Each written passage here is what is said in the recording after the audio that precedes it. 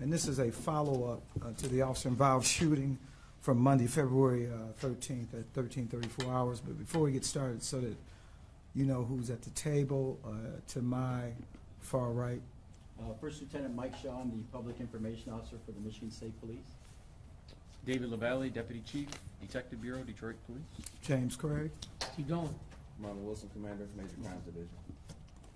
First, as we begin, I just want to, again, as I said, the night or the afternoon, I want to offer my condolences to the family on behalf of the department and the city. We have had several contacts with the family since this incident, as recent as this morning. Kind of want to talk about investigative responsibility. Detroit Police Department, jointly with the Michigan State Police, are conducting the criminal investigation.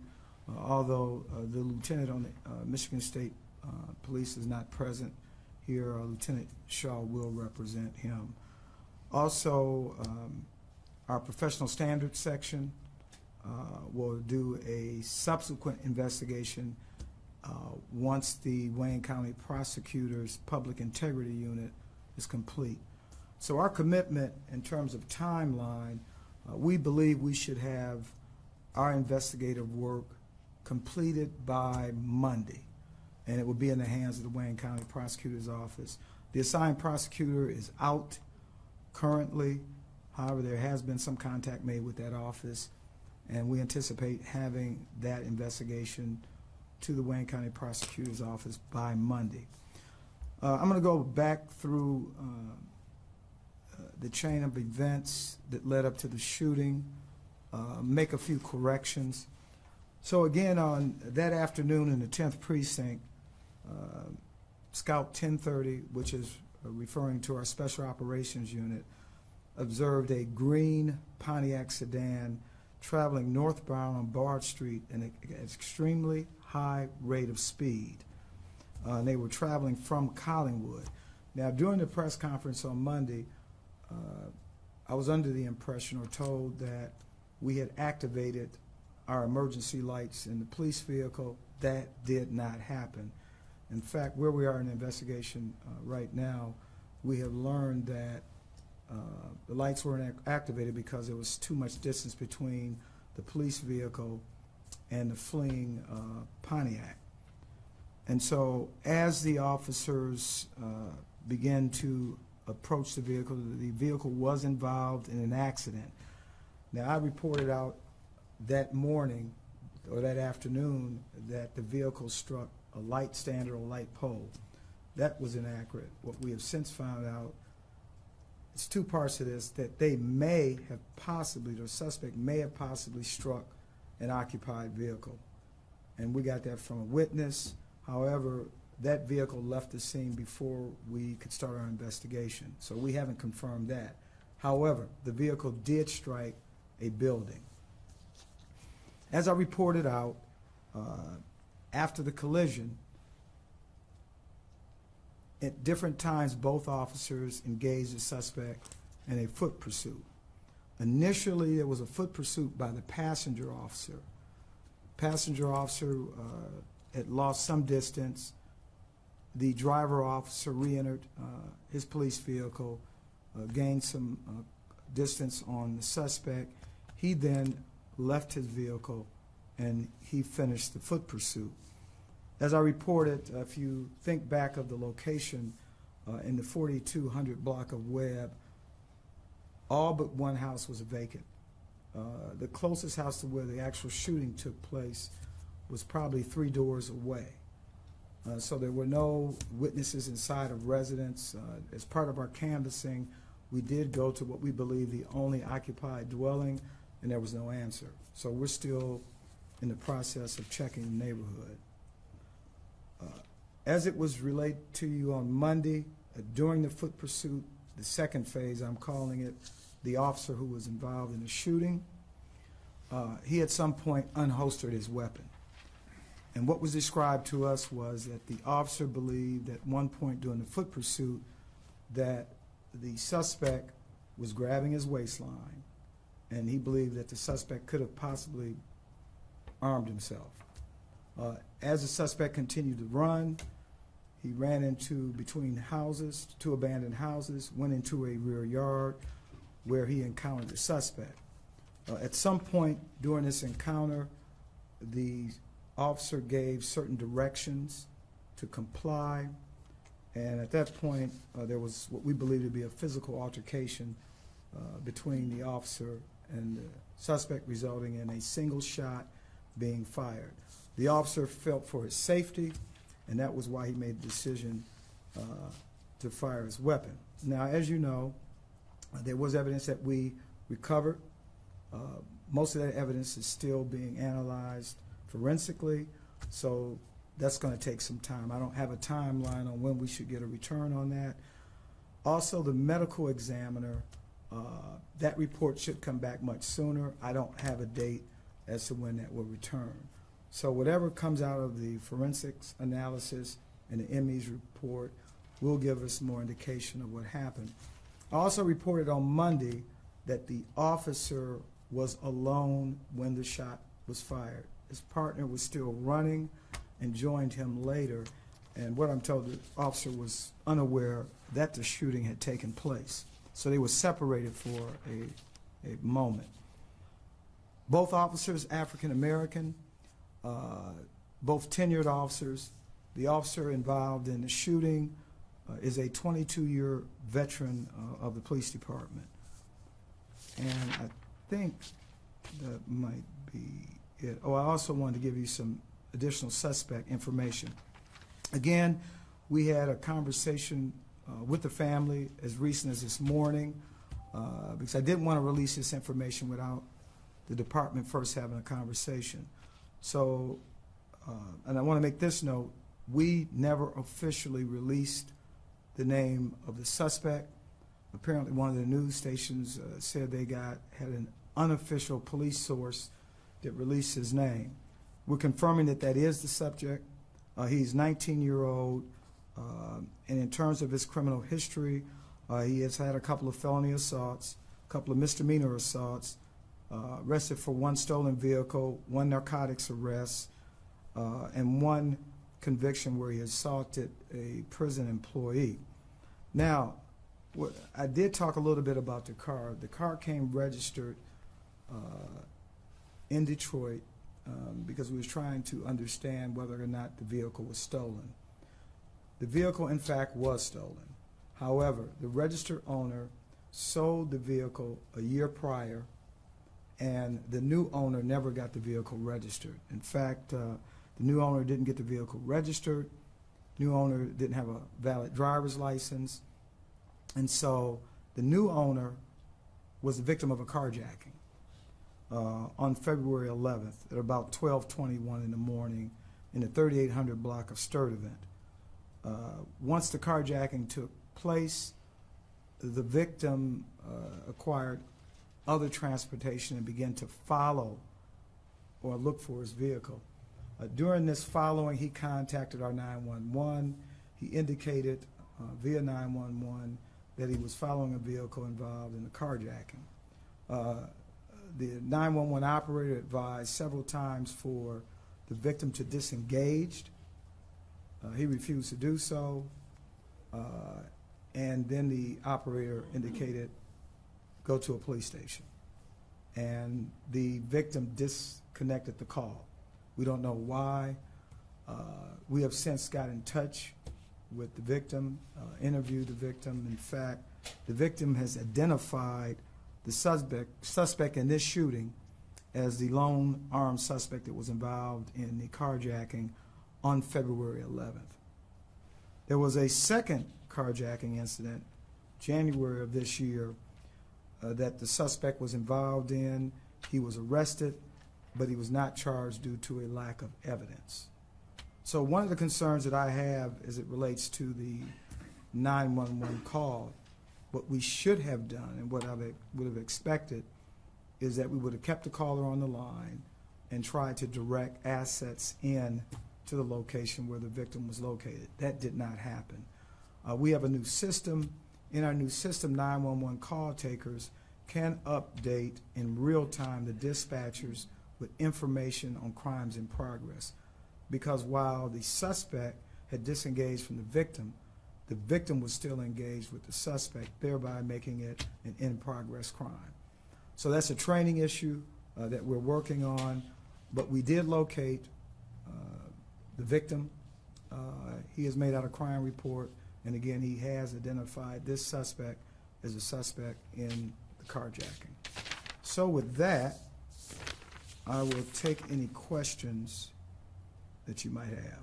Chief, just to be clear, he's suspect in, he was suspect in 2 carjackings, one in which charges were not filed? I don't understand. What was that? Well, in the January carjacking, there were 4 suspects. He was the 4th suspect. He was ultimately arrested. However, based on that investigation, there was not enough evidence to charge him. He was released. However, the 3 other suspects that were arrested, I want to say they were charged or not. The 3 others, he was not. I know he was not. arrested. Oh, he was not. Implicated. Okay. I stand corrected. He was implicated, not charged, because of a lack of evidence. The 3 other individuals involved in that January of this year carjacking, they were arrested. And that was in the 4th precinct.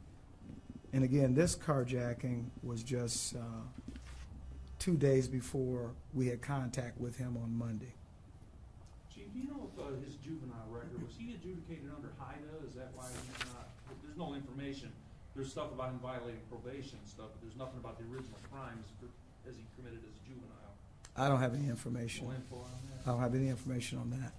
No. Chief, what was the February 11th carjacking again? February 11th carjacking was in a 3800 block of Sturtevant, which is frankly in the same area within blocks of this contact. And that victim said he was armed? He was armed at the time of that carjacking, and he was by himself. Was any gun recovered after the shooting? No gun was recovered. And I also want to make note of, at the time the officers observed this green Pontiac at a high rate of speed, they did not know that this vehicle was the victim's vehicle in the carjacking. The officers did not know this. This was part of our follow-up investigation. Because there was never a report made on that carjacking, correct? No report was made, except for the 911 call, which we reviewed, and you can hear the conversation between the victim and the 911 call taker, and then the victim hung up the phone, and he was on a cell phone. And never went to police after that? In Monday's shooting, you said that during the struggle, he grabbed the officer's gun. Is that still accurate? You know? I can't absolutely say that that happened, although the forensic evidence can either support it or refute it. At this time, we don't know. But we do know there was a struggle. There was a garment removed from the subject, who was wearing a shirt at the time. And so we know there was a struggle, but in terms of what took place, the officer indicated that he did fear for his safety at the time of the encounter. Was it his shirt that was removed during the The struggle? suspects? Yes. Okay. And then what do we know about available dash cam footage? Right now, because the overhead lights were not activated, the dash cam automatically activates. There was some footage, but as I pointed out on Monday, the view of the shooting would not have been caught on in-car camera, only because there was a foot pursuit away from the front of the vehicle. This precinct has not been equipped with body-worn cameras.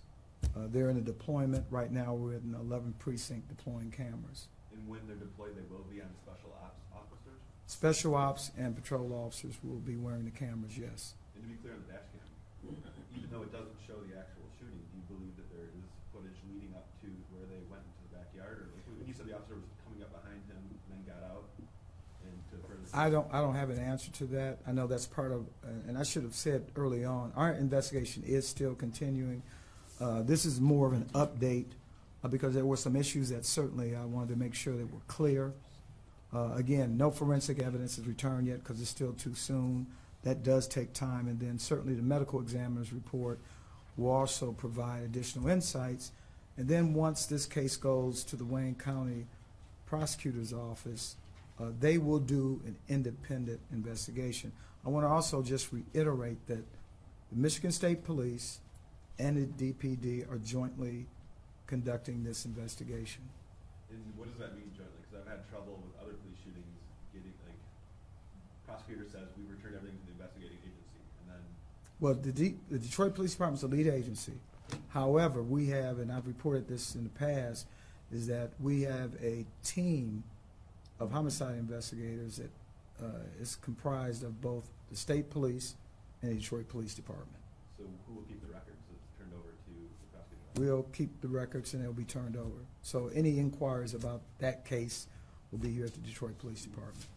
Chief, just for clarity, I know you said that there was a struggle over gun, and just off of what Gus was saying. So is the difference in that, when you're saying you don't know, is that we don't know if there was a struggle actually continuing at the time of the gunshot? Is that what the question is?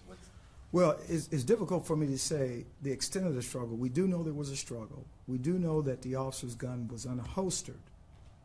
And at some point, we believe that the suspect closed his distance between he and the officer. We believe that based on how the shot was fired. But again, as the evidence is analyzed, we'll have a better idea of what took place. And we just don't have it now because it's just too soon. It takes, as you know, forensic evidence just doesn't come back within a matter of days. Chief, where did the struggle occur? In a rear yard at 4255 Webb is a vacant dwelling.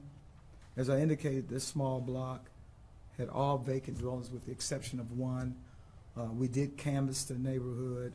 We went to the house that we believed to be occupied. There was no answer at the door. Do you think he was trying to flee police? Is that why he was speeding, or was he speeding for some other reason that we don't know yet? Well, I can certainly take an educated guess as to why he was driving at a high rate of speed. I'm not certain if the suspect saw the officers. The officers were in a marked but black police vehicle. It didn't have the overhead lights, so I can't tell you definitively that he saw the police, and that's why he was driving at a high rate of speed. They saw him. The police officers saw him. By that time, the suspect whose car had been carjacked had broken off his chase, right? That was 2 days prior. Oh, I'm sorry, my bad, okay. No, just so it's clear again, the carjacking took place 2 days prior to the shooting incident. My apologies. And again, the officers were unaware of this carjacking incident involving this vehicle or this suspect. They did not have prior knowledge of that. But you're fairly certain that he knew it was police chasing him? I don't know, because again, as I pointed out earlier in my remarks, now Monday I indicated that the officers activated their emergency lights. They did not. And because they did not, I can't say with certainty. The car basically is a black, slightly marked, if you will, Dodge Charger. It has a reflective Detroit Police on the side that's not readily noticeable. So it had a push bumper on the front. But again, the subject was driving at such a high rate of speed that he created a significant amount of distance. I'm not certain if he saw the police before they saw him. I just don't know the answer Right, to that. and I apologize, I was not referring to a vehicle chase, I was referring to the foot. And it was no, Correct. well, the officers were both in uniform, full uniform. So The green pants and the black, or the? I think they were in the green pants and, yeah.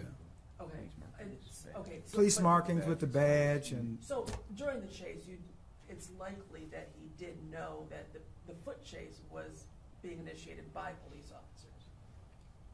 I can't say that. I mean, certainly some directions are being given. There's clad in a uniform. It is a Detroit police uniform. It's just the uniform worn by our special operations that has a distinctive badge and name on it. Almost like what the, well, nobody has that uniform on. You said he struck possibly another occupied car and then also a building.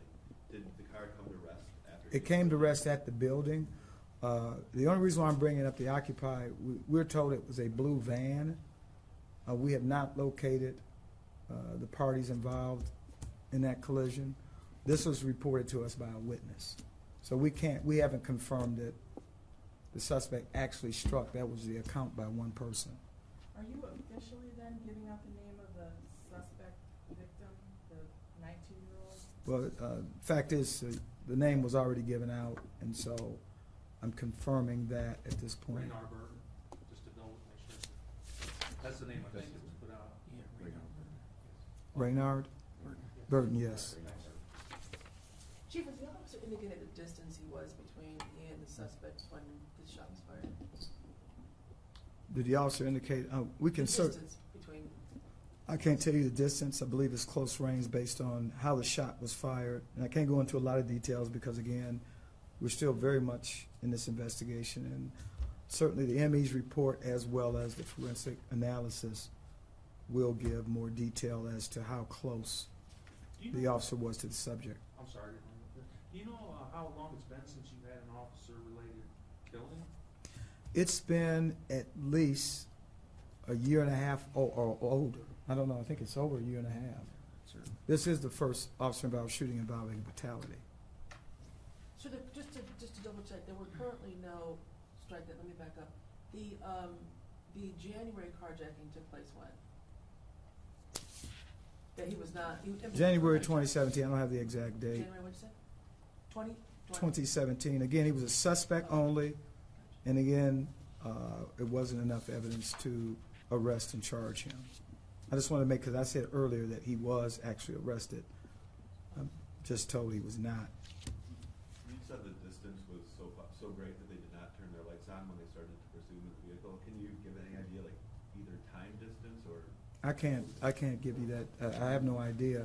I'm just relying on what was told to us, that the vehicle was traveling at a high rate of speed, and the officers did not have an opportunity to get close enough to activate their emergency lights. So it was not an official pursuit. Any other questions? Just curious, will the officer remain on patrol during the investigation? The officer's on restricted duty at this point. We're following the process we do in all shootings. He's on restricted duty pending an evaluation by a psychiatrist, as what happens in every case. And then we'll continue to evaluate, guided by the doctor's opinion and recommendation. And certainly if during the course of this incident a determination is made by the Wayne County Prosecutor's Office that there's any evidence of criminality, then at that time we would suspend the officer. If not, we would return him to patrol duties. And that could happen before the prosecutor's response. And Burton had no current outstanding warrants for his arrest, correct? Not that I'm aware of.